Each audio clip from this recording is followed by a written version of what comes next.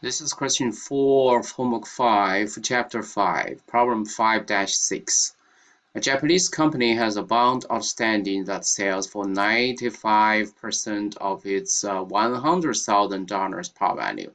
So in general, the par value is $1,000, but for this bond, the par value is $100,000, and we should pay particular attention to that. The bond has a coupon rate of 5.4%.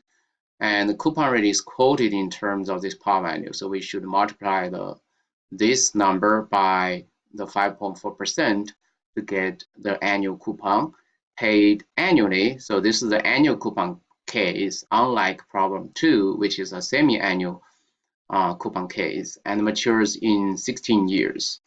What is the yield to the maturity of this bond? Rounding requirement. Do not round intermediate calculations.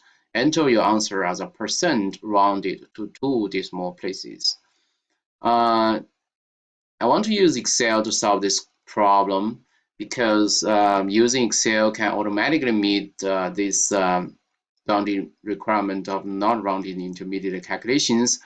And also it's very convenient to change the number of decimal places to meet this the second rounding requirement here. So the function to use to calculate yield, one of the functions to use in Excel to calculate yield to the maturity is the rate function. So we should type equals rate. And why don't I enlarge this? You can see better. So equals rate, and then open parentheses, and you can see a number of arguments here. As explained in problem 2, the first one is the number of payments.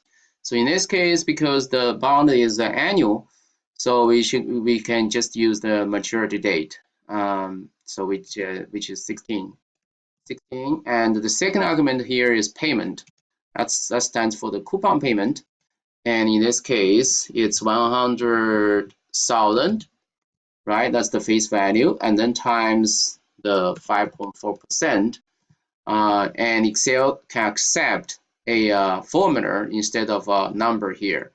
So the third argument is present value. So as I explained in problem 2, here since I kept a positive sign for the payment, I need to have a negative sign for the present value, which is the price here. So price is 95% of its $100,000 par value. So we can just type 95% times 100,000. So that's the third argument. And then the final argument is the future value. Future value here is simply the par value. So and the sign on the future value has to be consistent with the sign on the payment. Since we have a positive sign for the payment, so we also need to have a positive sign for the par value. So now that's simply the yield and maturity. And originally I set the number of decimal places to be 2 after the percentage sign, so this automatically meet that this rounding requirement here.